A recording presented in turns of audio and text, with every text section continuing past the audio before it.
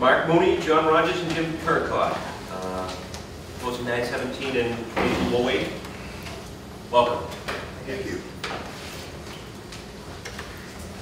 I'll try to keep it way below the 3 minutes. If you would, please. All right, you guys won't really comment on nearly everything we've dealt with today. My name is Mark Mooney. I was the Assistant Chief of Inspections for the Department of Public Safety from 1996 to 2004, the Acting Chief of Inspections from 2004 to 2007, and the Chief of Inspections Mechanical from 2007 to February of this year. I also served on the Board of Trustees for the National Board of Oil and Pressure Vessel Inspectors from 2000 to 2009. I'm a first-class engineer and currently hold inspector commissions in 24 jurisdictions.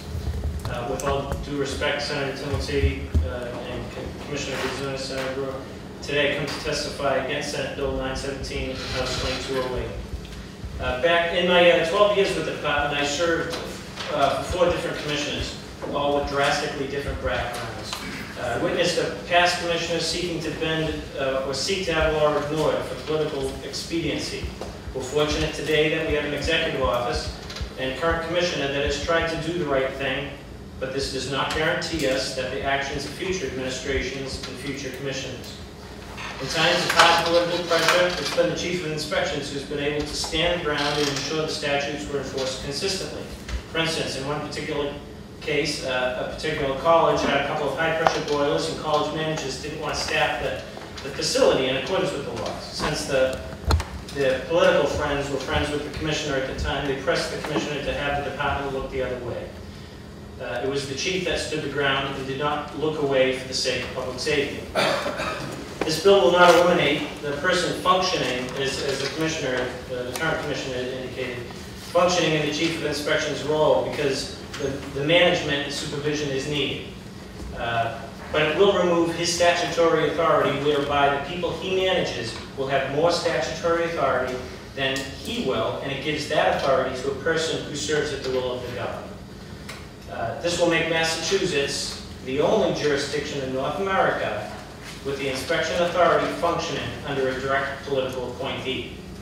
This authority placed in the hands of political appointees can be subject to administrative influence and sometimes dictated by outside interests.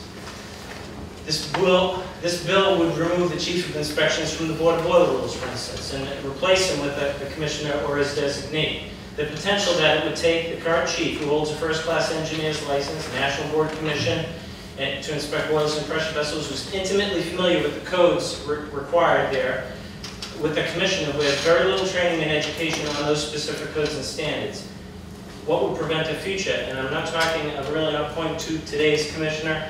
I'm talking about what would happen in a future commissioner. We're going to have a future commissioner someday. From designating a person who's friendly with a foreign country code, who wants to slip a non-code boiler into the state or pressure vessels into the Commonwealth, because they think that because they've had a conversation, it's just as safe, when in fact it isn't.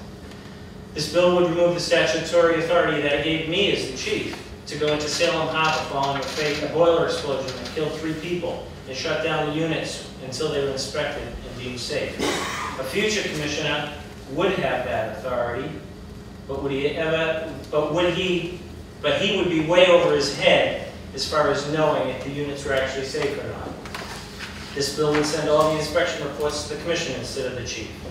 And what's the likelihood of a future political appointee to have the technical background necessary to know what the reports are serious or violations or not? Of the 4 commissioners of which I've served, only one, the current commissioner, has that ability. He's a PD. This bill changes the law that rewards the current commissioner for his good work, but places the Commonwealth in peril when he's gone. It also handcuffs and slaps the chief in the face in spite of the hard work he's done. As we've all heard, being #1 in amusements. That is a tribute to the inspectors of the department, the Chief of Inspections, as well as the commissioner. But it's been a real team effort. If changes are made to the chief, manager, or supervisor, or whatever that position becomes, who personally oversees the inspections, the examination process, from hoisting operators to nuclear power plant operators, must have the qualifications, the statutory protections of the position, and the statutory authority to do the job as well as those he supervises. and to give you, for instance, the chief of inspections now, as the statute's written, protects the chief from being terminated, for any reason because he didn't believe the political